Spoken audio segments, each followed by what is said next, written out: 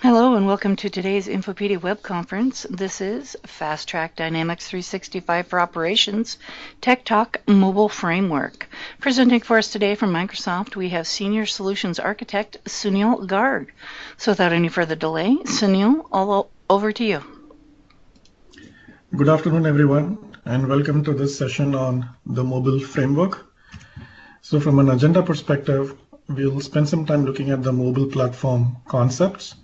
Then we'll talk about general availability in terms of what solutions are available today. And we will also take a look at what is being worked on and what is in our backlog as well. So that will give us a good overview of where things are from a mobile perspective. And then we'll take a look at a quick demo of some of the new apps that we have released and we are working on. So that's kind of the agenda. And towards the end, last 15 minutes, we will open up for Q&A. So from a framework concept perspective, I think it is important for us to view this holistically, not just from a Dynamics 365 for Operations mobile framework perspective. So if you are aware of the common data services and the Power Apps concept, there has been discussions around, should we take mobile framework or is it Power Apps or is it common data services? So I think it is very important to understand the differences between each of these platforms and capabilities and why one should use one versus the other. So this slide kind of summarizes that concept, and you will get the presentation material as well, so you don't have to spend time taking notes. But I think in today's session, we will focus on the mobile platform, which is the first column here, which is Dynamics 365 for Operations Mobile. So anytime there is a scenario where we have to surface data from AX, from Dynamics 365 for Operations to the end user on a mobile device, then the mobile platform that comes as part of, or that is part of the Dynamics 365 for Operations platform is the framework that we should be using. Whereas if there are scenarios that cross multiple products, if you will, for example, AX and CRM, and if there are scenarios where somebody wants to enable capabilities around pulling data from CRM and then surfacing it up to the end user with mashing up some data from AX. So if there are scenarios that cross different product boundaries, then that is when the common data services and Power Apps, comes into play. So without going into each and every bit of detail on this slide, because you will certainly get the slide, I think the key for us is to understand these two concepts at a very high level as to when one should look at using the mobile platform and when one should look at using the CDS and the Power Apps platform. In this session, we will focus on the mobile platform or the mobile framework, which is part of the Dynamics 365 for Operations platform itself. From a concept perspective, some of you, I'm sure, are familiar with the concept. If you have attended the previous Tech Talk or if you've already played with the product, you are familiar with that. But for the rest of the folks, the key differentiation that we are striving towards using the mobile platform is to propagate this concept of creating mobile experiences as easily as possible, right?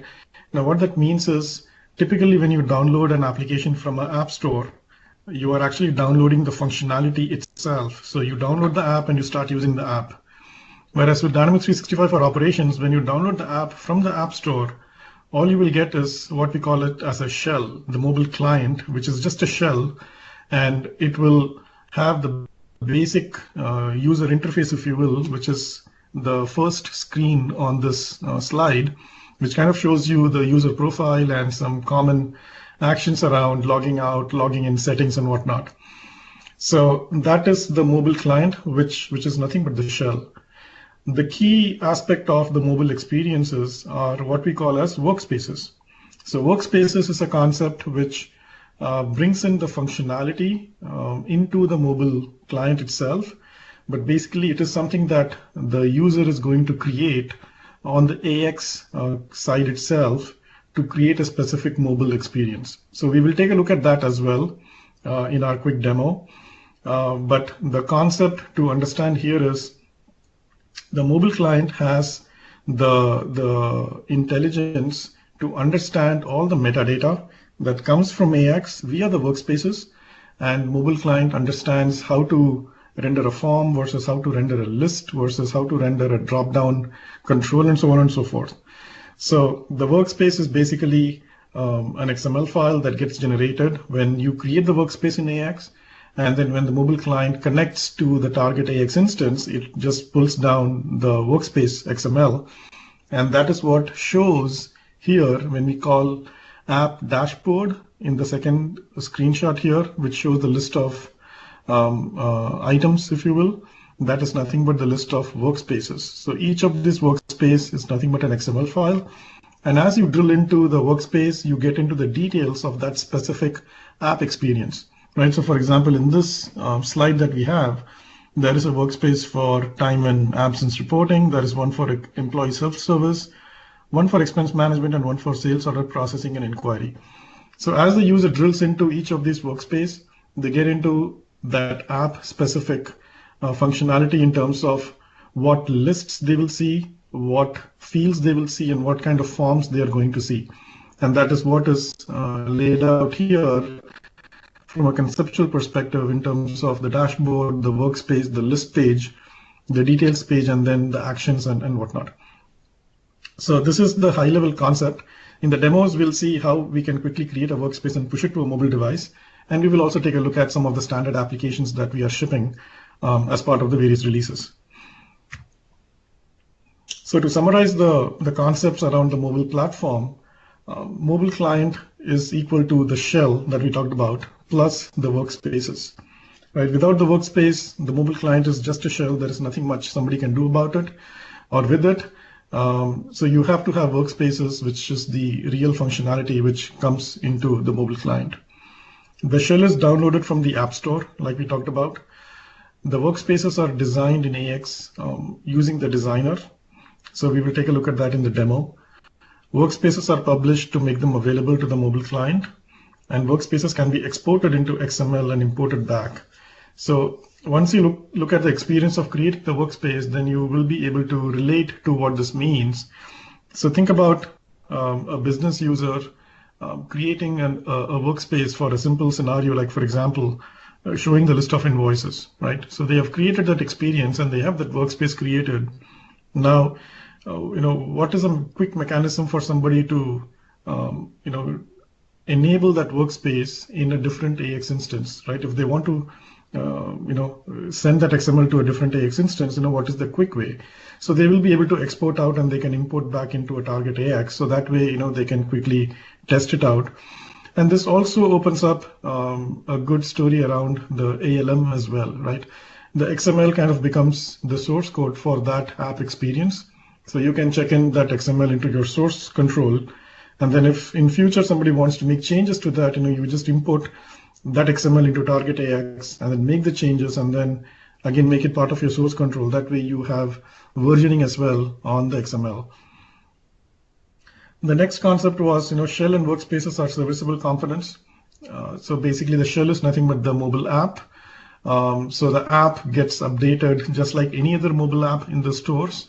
So as and when we release, new client versions, or as when we, provide fixes, these will be available through the mobile store itself as normal updates.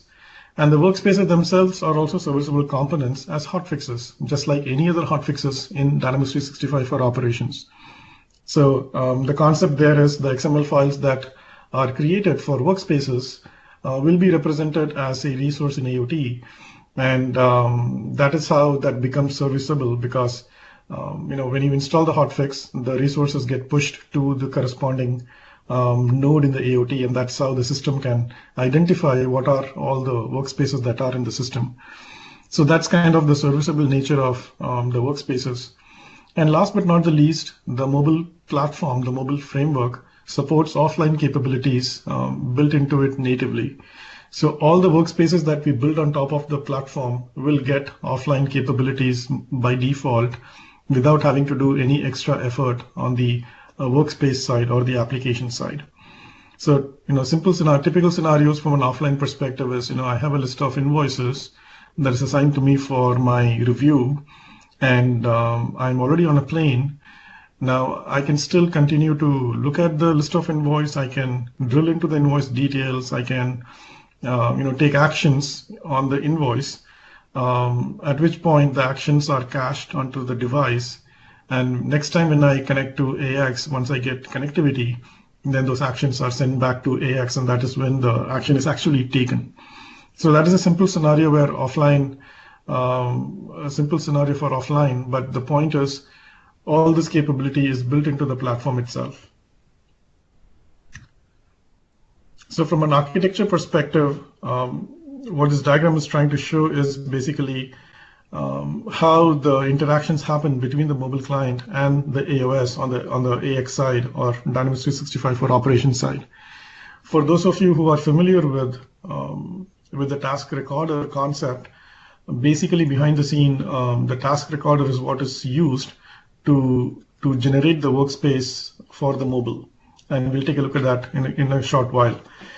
So anytime the user is interacting on the mobile device, basic action is replayed on the AOS side, and hence what happens because of this model is that any business logic validations or any code that is written on the AX side on the forms also get executed automatically when the business process is getting executed from the mobile device.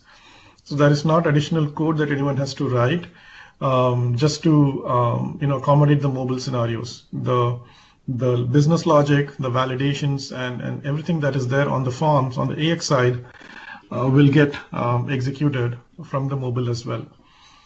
And from a design guidelines perspective, we'll talk a little bit more about this as well. I think the page design, form design, and action design are three main components that make up for a mobile experience. Page design as in, how many fields you should have on a mobile form, because it's a smaller form factor versus the AX form, which is for the desktop. So you may have 25 columns on a grid in the AX side, but we don't want to show all the 25 columns or fields on the mobile. So I think some thought has to be given around what kind of page we need to design. And the second one is from a form perspective, the guideline from the platform from a mobile framework perspective is try to design your forms that are conducive to the mobile development. And what that means actually is explained in detail in that URL. There is a wiki called Mobile Development Handbook. So highly recommend to go through that handbook because it talks about detailed examples as to what one should think about when they are designing their mobile application. From a best practice perspective, it is always recommended to design mobile forms in AX that are different from the normal legacy AX forms. And I will talk about it in a short while as well, that even Microsoft is writing mobile-friendly lightweight forms for the application side to enable for flexible design on the mobile experience as well. And last but not the least, the actions that we want to enable on the mobile application. For example, what kind of workflow actions do we want to enable on the mobile side? Right? I mean, we may have 5 or 6 different actions that are enabled for the desktop experience, but should we enable all those 6 actions on the mobile experience? So some thought has to be given in terms of what kind of actions that we have to enable. And based on that, the recording has to be done on the AX side to generate the mobile workspace. Now, I have pulled this example from one of the hotfixes that we shipped for enabling the invoice mobile approval scenario for the 7.1 application. Now, if you look at this, there is a total of 11 forms which are all mobile specific, right? Now, if you are familiar with the vendor invoice functionality on AX side, then you can recall that there are corresponding desktop version of these forms as well. So there is a vendor invoice assigned to me list page in standard desktop. Now we have a vendor mobile invoice assigned to me list page. The point being, sticking to the guidelines, sticking to the best practice, there are mobile-friendly forms that are created to enable mobile functionality for standard legacy functionality. So if you are building your customizations, you should definitely take into account the mobile requirements as well from a design perspective, and then decide if there is a need to design a separate form for mobile versus desktop, or will you be able to accomplish the requirements from a mobile perspective also within the same form. So there is nothing wrong in having the same form as long as you make sure that the form is going to be flexible enough to enable for the mobile experience. Now, for people who are familiar with AX for a long time, you are probably familiar with all the challenges with the legacy forms that are there in AX, and that is one of the reasons why we are recommending to create mobile-friendly forms, just to make sure that we don't carry over the same kind of limitations that are there in the standard AX or in the desktop version of the forms. So which is why I just pulled up this example just to give an idea as to what we mean by mobile-friendly forms and why should we do that. Now, moving on to general availability, I'll spend some time on this slide. There's a lot of information on the slide. The mobile client is available on Android and iOS devices. So we just released the March update to these stores as well. So the version 1.3 is the latest mobile client version, which is available as of 2 days back in both these stores. The Windows app for the mobile client is still work in progress. It is coming soon. Overall, from a mobile client perspective, we are on a monthly cadence. So you should expect every first week of the month to get an update on the mobile client from the corresponding stores. From a platform perspective, the platform has been available since update 3. And as we all know, the platform also is on a monthly cadence. So anytime a platform update comes out, you should expect some mobile related enhancements as well in the platform in terms of bug fixes or in terms of any new capabilities. The last but not the least is the actual mobile apps itself or the workspaces themselves. So as of now, the ones that I've listed here, the LCS screenshots I have, these are the ones that are available as a hotfix on the 16.11 build from an application perspective. So Project Time Entry mobile application is available as a hotfix. The application code for the mobile vendor invoice approval is also available as a hotfix. And this is what I showed in this previous slide, the contents of this specific hotfix, which is all the new forms that we have built. Then the expense receipt capture and expense line entry mobile workspace is available as of yesterday. That is available now in LCS. And purchase order approval mobile workspace was also recently released. And then last but not the least, again, the mobile application workspaces for supply chain management. So there are 4 workspaces in the SCM side. A costing workspace, an inventory on hand workspace, sales order, and vendor collaboration. So all these 4 workspaces are part of the same hotfix, which is available for download in LCS. So this is the current landscape in terms of what is already available for us to go and start using it, start playing with it. Now, in terms of what is being worked on and what is in progress, so these are some of the these are the list of items that the team is working on right now. So for spring and beyond, we are targeting to also release the expense entry end-to-end experience. And I'll provide a sneak peek into what that end-to-end experience means. And again, I have some fine prints here in terms of, the timelines are subjected to change, and also the scope is subjected to change. So whatever you see today in demo is based on a pre-release software. So you should take that into consideration in terms of what the actual scope might be and what the actual timelines might be. And the reason why we are sharing the pre-release version of the software is to share in terms of what the capabilities are of the mobile platform, and also to share in terms of what we are working on in terms of releasing new capabilities, so that you can take that into consideration in your project planning, in your interactions with customers, in your projects, and also items that you should not be looking at, building by yourselves.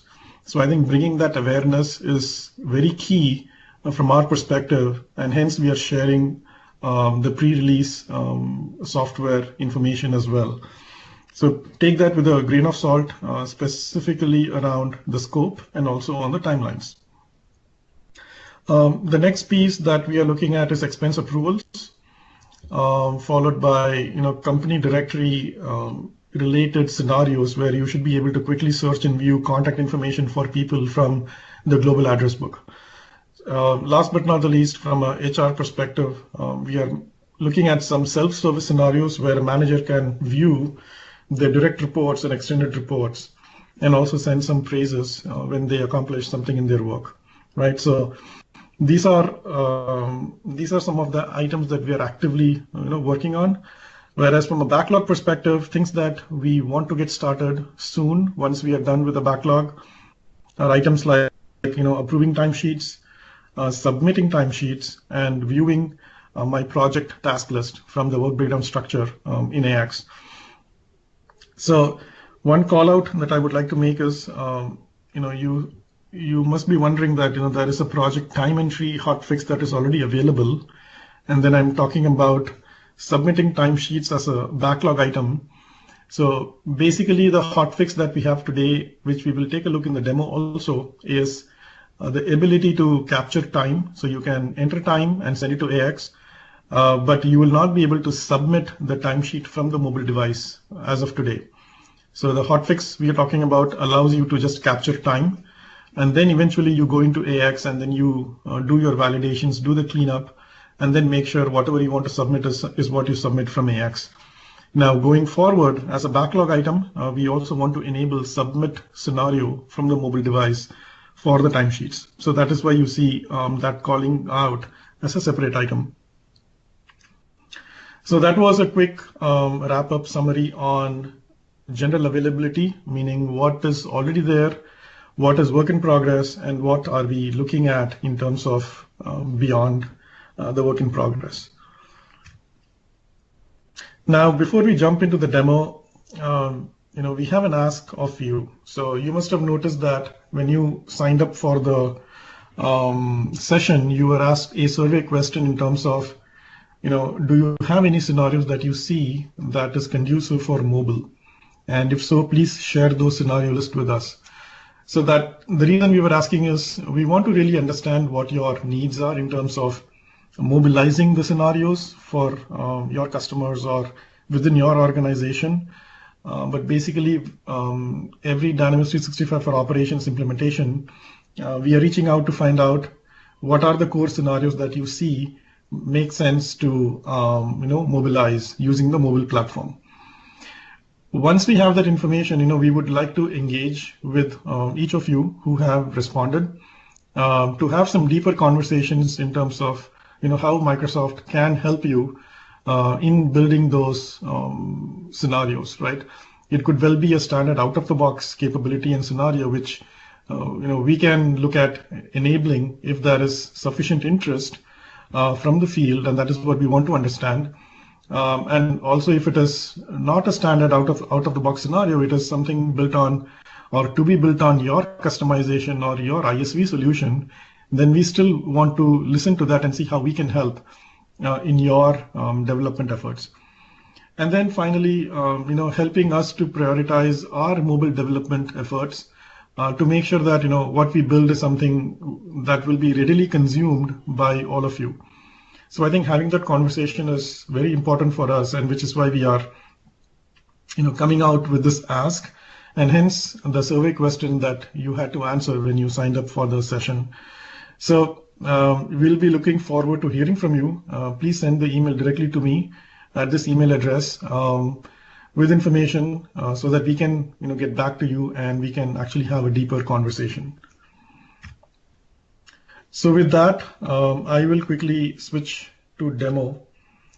I'm going to share my iPhone screen here, so give me a few seconds.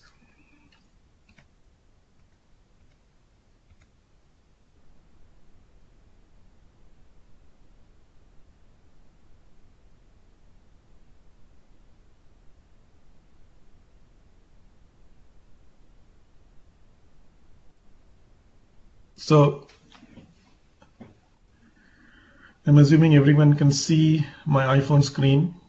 So basically, this is the list of apps that I have published in my workspace. And these are the apps that are currently available as per the general availability information I shared with you. Now, there are additional apps around SCM, the sales order, the costing, the inventory on hand, which you don't see here because I have not published that on my AX instance, but those apps are also available.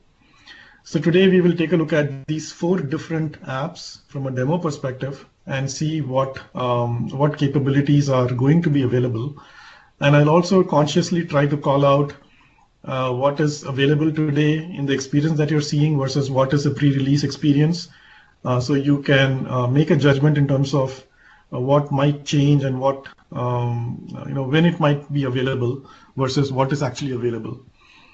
So before I go into the device, let me also quickly share the AX side of it. So this is the AX instance against which the mobile device is connected. And right now on the expense module, we have a few expense reports that are, assigned to me in the assigned to me list page. And we don't have any receipts right now on the AX side. And similarly, on the timesheet side, we don't have any timesheets created right now. On the invoice side, we have 2 invoices currently assigned to me. You see pending vendor invoices assigned to me list page. And then on the purchase order side, we have 1 purchase order that is assigned to me. So that is kind of the scenario setup we have. And we'll see how that plays into the mobile aspect of it. So from an expense perspective, I'm going into the expense management workspace. And what you see here is the experience that we are currently building. This is work in progress. So this will be part of the end-to-end expense experience that we talked about for Spring. And again, this is a pre-release version, so take it with a grain of salt. But the basic idea is you should be able to quickly look at the number of expenses that are outstanding and the number of receipts that you have, and then you should be able to create a new expense report and also browse through the list of expenses. The other key aspect is, we are looking to expose policy violations through the expense app itself. So here, for example, it says attention required. So if you drill into it, I'll show it in a different experience, but basically the idea is to pop up the policy violation messages itself. So this is kind of the experience that we are looking at for enabling expense entry experience. So now I can quickly go and say I want to create a new expense report. And I'm going to just give a purpose as demo. And all I want to select now is just select the company. That's all I want to do, very simple expense. And now it is syncing the change. So this should end up creating the expense header on the AX side. And we'll take a look at that on the AX side after we are done with the demo on the mobile device. So now here I can go and create a new expense line. I have to select the expense categories. I can say car rental. And I just pick the transaction date. I'll say it is today. I'll put a transaction amount. I'll select a currency.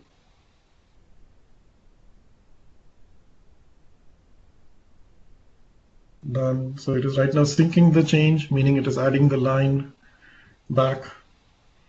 And now it will refresh this view as well. It is right now refreshing. So right now I see one expense report, with one expense line for car rental. Now, this experience that you're seeing is part of the pre-release software. So this is the experience that we are currently working on to improve and optimize further. And when I say optimize, what I mean is, we're looking at a quick expense entry experience where you can just go and create an expense even more faster. So that is what we are looking at. And then, of course, you can take actions like submit, edit, delete. If I were to submit, now I can enter workflow comments, submitted, and then I can say done. So right now it is actually submitting the expense report. Now it's going to refresh itself automatically, and the status now changes to in review. So this is kind of the experience that we are looking at from an expense entry perspective. So now this list is also going to refresh. Now the next experience that I wanted to show is receipt capture. So I went into the receipt capture experience and I say I want to capture receipt. So I'll just say, this is a receipt for my Uber. And I can say, I can either choose an image from my phone, or I can say I want to take a photo using the camera. So I can say take a photo, and I have this receipt here, and I'll just take the capture the picture. I'll say use photo. And now this receipt is part of my experience here. I'll say done. And now this receipt is being sent to AX as an unattached receipt. So the user can later go back to AX and they can include this receipt when they are filing the expense report. Now, if you recall, when I was talking about the general availability, I said that expense entry and receipt capture is currently available as a hotfix as of yesterday. So when we say receipt capture, this is what we mean, which is we are enabling scenarios where you can quickly capture the receipt and send it to AX. And later when you are in your office, you can go back to AX and you have all the receipts there. You just have to create the expense report and submit it. So that is the current experience. That is the current functionality that is available. But as we are working through improving the end-to-end experience, we are also looking at how we can include the receipt capture experience into the expense entry itself on the mobile device. So that is the improvement that we are looking at. But basically, this is what it is going to look like more or less from a receipt capture perspective. So now it is going to refresh itself, and now we see one receipt because we just captured one receipt and we sent it to AX. I'm doing a quick time check. We are 1:35. 10 more minutes is what the scheduled demo was for. Another 10 more minutes, and then we want to get into Q&A. So I'll quickly jump into project time entry. So this is an app that allows us to capture time. Like I was mentioning before, you cannot submit the time from the device as of the current experience, what is available out there, but you can quickly create a time entry. You can say new entry. I just want to enter an hour for today. I can select the project for which I was working. It's going to refresh the list. It is pulling the list from AX. I'll select a project, and then I can select the category. I think there is some issue there. So the category lookup is now refreshing, and I'll say, it is consulting. And then I can select the line property as, say, non-billable. And I can say done. So now what's happening is it is syncing the change. It is sending this time to AX. So for this period, for this timesheet period, I have 8 hours logged, or at least created from this mobile device. And this is exactly what we will see on AX side as well. Now, since this was the first time entry for this period, behind the scene, AX also created the timesheet header, and then it added this timesheet line to it automatically, but it is not yet submitted. So the user has to go to the AX. They can add additional time entry or clean up and check before they actually go and submit the timesheet. Now, if I were to add another time entry here, it will just get appended to an existing timesheet itself for the same period. So for example, here I can say, I can change the date to 9th, and then I can enter hours, 4 hours. I can say it is the same project, and this time it is consulting, and line property is non-billable. Then I can say done. So this is now adding this line to the same timesheet that we just created previously. So this is the functionality which is currently available via the hotfix, and you can actually go and take a look at it. I think I clicked it too fast. It was trying to refresh. But moving on to invoice approvals, this is the invoice approval experience. So I have 2 invoices. I think the video refresh is slow, so I'll talk slowly now. So you are seeing 2 invoices for my review. I can go into one of the invoices. I can see invoice details, and it is still fetching the data. It's pulling all the data, including attachments and the distributions and everything. And I can look at the distributions. Basically, it pulls the coding for this specific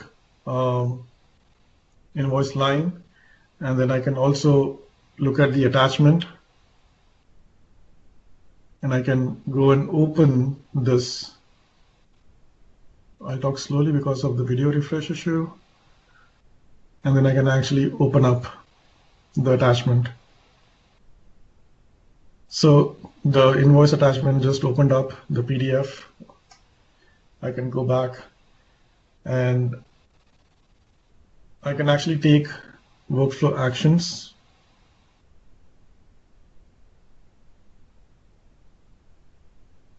So here I can do workflow actions that are applicable to this invoice based on what state it is in. So I can say I want to approve, for example. I can say this is approved.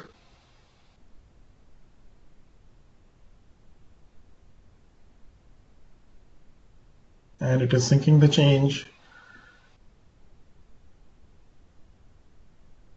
So once it is synced up, the invoice gets submitted to workflow, and it should disappear from the list here because it is no longer in my queue. It is sent back to workflow. So that was a quick invoice approvals demo.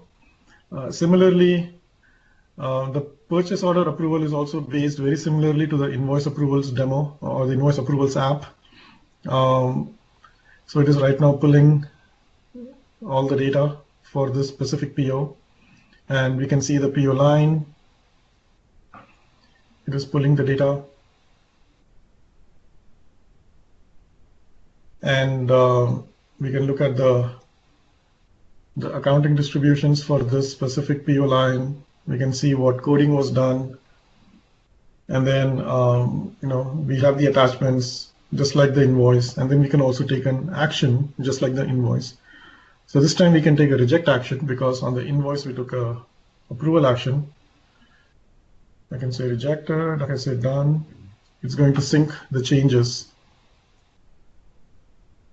And once I come back, I can refresh, and the PO is gone from my list. So that was a quick demo for these various experiences for the different apps that is currently out there, which you should start to look at. Now there are additional apps that are available which I'm not demoing right now, but those are the SCM apps which we talked about earlier around costing, on-hand inventory, vendor collaboration. Those are also available.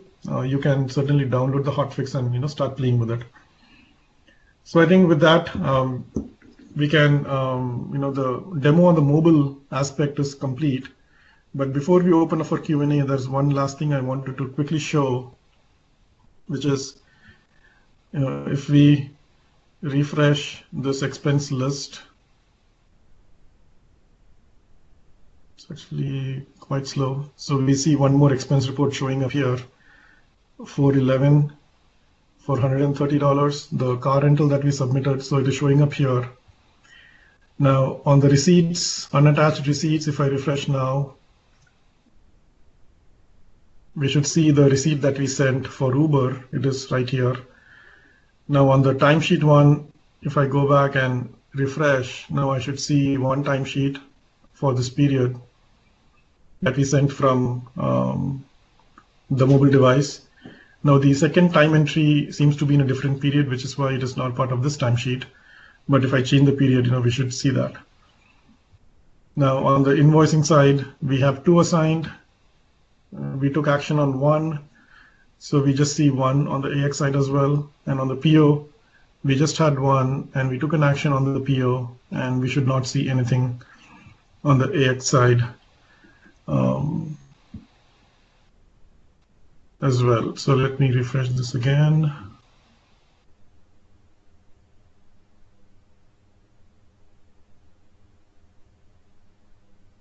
So I think with that, we can open up the questions for the session. Janice? All right, Sunil. Yes, we do have a couple questions in the Q&A panel. The first one is just a confirmation. The mobile app for Windows is not available and will be in the upcoming months. Is that correct? Yes, that is correct. The mobile client is currently not available in the Windows Store. It will be available very soon. Great. All right, on to our next question. It's more of a question followed by a comment, so here goes. When will we see retail store mobile enablement? We need to be able to view regular price, discount price, inventory on hand, receive and send purchase orders, transfer orders, etc. Retail store functionality is very lacking. And then there's a follow-up comment. Also printing bin labels for a retail store from a handheld. Okay. Do we have, Archana, are you there on the call to speak on behalf of retail if you are aware of the developments there? If not, I will take this as an action item and we can get back to you certainly. Janice, please take note of the contact as well so that we can get back. Certainly. All right. And then our last question that we have is, where is the actual received expense receipt stored? So the expense receipt is stored as part of the Azure blob. So if that was the question, physically, yes, it is stored in the blob. Great. And then we have a couple more questions coming in. Just want to clarify that the invoice approval app is created as a walkthrough via the wiki article. The PO approval is a pre-release that is not available yet. So the invoice approval, correct, is the workspace itself is not available currently as a hotfix. The hotfix gives you the building blocks where you can go and build the workspace very easily and then you start using it. Whereas on the PO side, the hotfix includes the workspace also. So if you just download the hotfix, then you will be able to see the workspace. Now, talking about workspace, I also want to quickly show you the improvements on the process in how you can consume workspaces. So let me go into system administration and I will go into system parameters, and you should start seeing this new tab called Manage Mobile Workspaces. Now, these are the list of workspaces that is currently there in my AX instance. And please remember, this is a pre-release software build that I have. So there are more, things that you see here. But once you download and install the hotfixes, you should start seeing the cost management related workspace. You should see the expense management workspace, but the functionality which is available as a hotfix, but not what I showed you today in the demo. But you should definitely start seeing the expense workspace, and then the on-hand inventory workspace, the purchase order approval workspace, and so on and so forth. The only thing that you will not see is invoices for approval, because the hotfix that I talked about does not include the workspace. It includes all the underlying components that are required for you to build the workspace. But once you build the workspace and you go through the the development process that I talked about, where the workspace becomes part of the resource in AOT, then you will start seeing that here itself. And as a system admin, you can actually select and you can say, publish mobile workspace. It gets published from here also.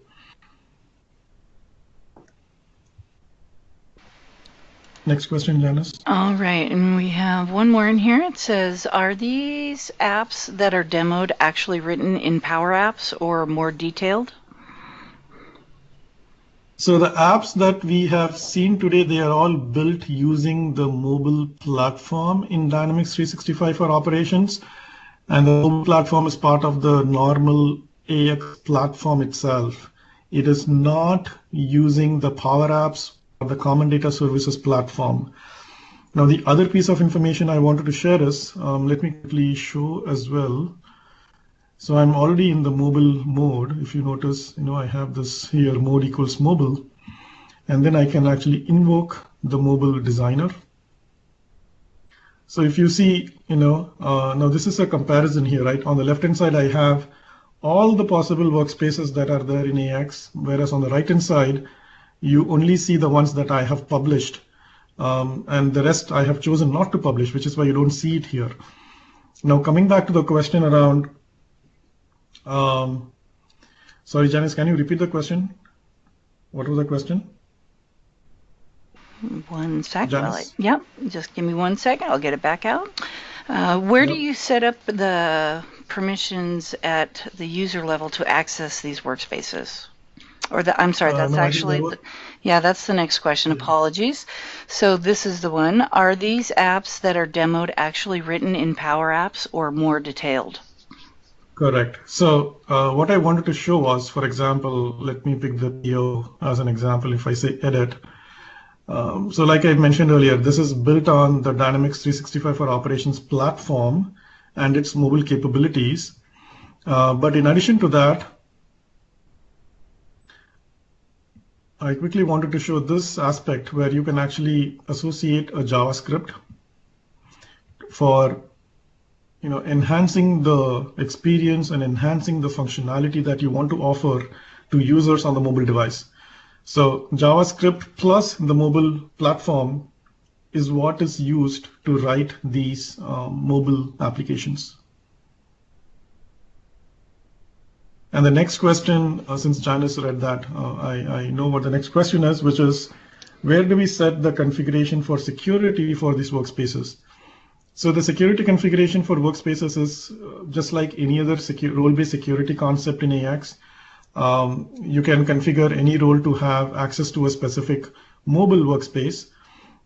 As of now, if the user does not have access to a mobile workspace, they will still see it on the mobile device. But if they try to access it, they will get a message that you don't have access to that. So we are working on improving that experience also, where the user should not even see if they don't have access to a specific mobile workspace. Next question, Janice. And that's actually the last question in the queue. So we do have a couple more minutes. If there are any more attendees out there that would like to submit their questions, you can do so now. While we wait for those to come in, I'd just like to take a moment to bring your attention, the attendees' attention, to the link that I posted in the messages panel. That's a link to a short survey for this web conference. We ask that you please take a moment before logging out to access it. If you enjoyed today's web conference or have feedback on how we can provide you with a better event, this is your chance to let us know. The survey scores are on a scale from 1 to 5, with 5 being the highest score possible. All right, and I still don't see any questions in the Q&A panel there. So do you have any final thoughts before we wrap up, Sunil? No, I think I just want to reiterate the ask that we had. I think that is very important from our perspective, and also from providing mobile experiences to our customers as well. So we really look forward to engaging with each of you, but we need to know what scenarios that you are looking at so that we can have some meaningful conversation. So we'll take a look at the survey response after the call, and we have one more mobile tech talk day after tomorrow for the European time zone. So we'll take a look at both the survey feedback, and then we will reach out to each of you that have responded so that we can talk a little more detail about the scenario and how we can help you.